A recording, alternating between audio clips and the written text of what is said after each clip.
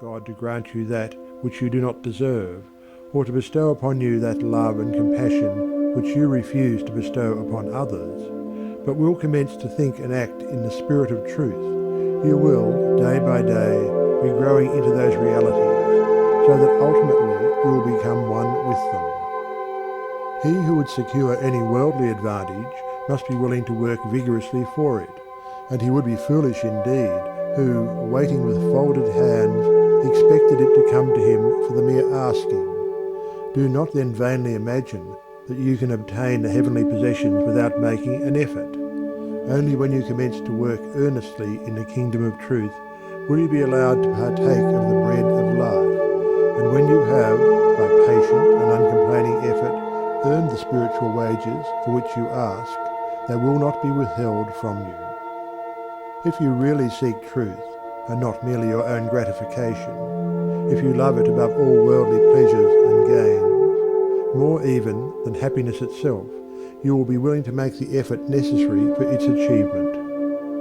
If you would be freed from sin and sorrow, if you would taste of that spotless purity for which you sigh and pray, if you would realize wisdom and knowledge, and would enter into the possession of profound and abiding peace, come now and enter the path of meditation, and let the supreme object of your meditation be truth.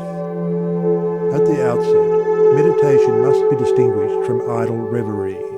There is nothing dreamy and unpractical about it. It is a process of searching and uncompromising thought, which allows nothing to remain but the simple and naked truth. Thus meditating, you will no longer strive to build yourself up in your prejudices, but, forgetting self, you will remember only that you are seeking the truth.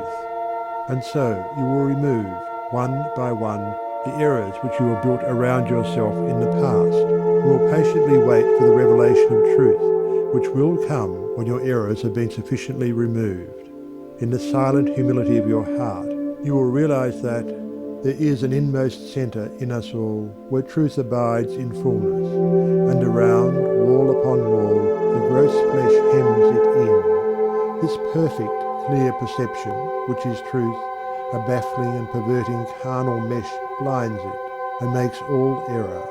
And to know rather consists in opening out a way whence the imprisoned splendour may escape, than in effecting entry for a light supposed to be without.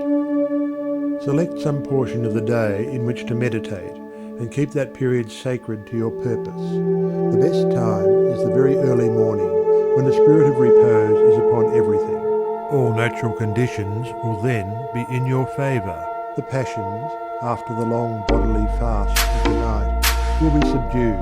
The excitements and worries of the previous day will have died away, and the mind, strong and yet restless, will be receptive to spiritual instruction.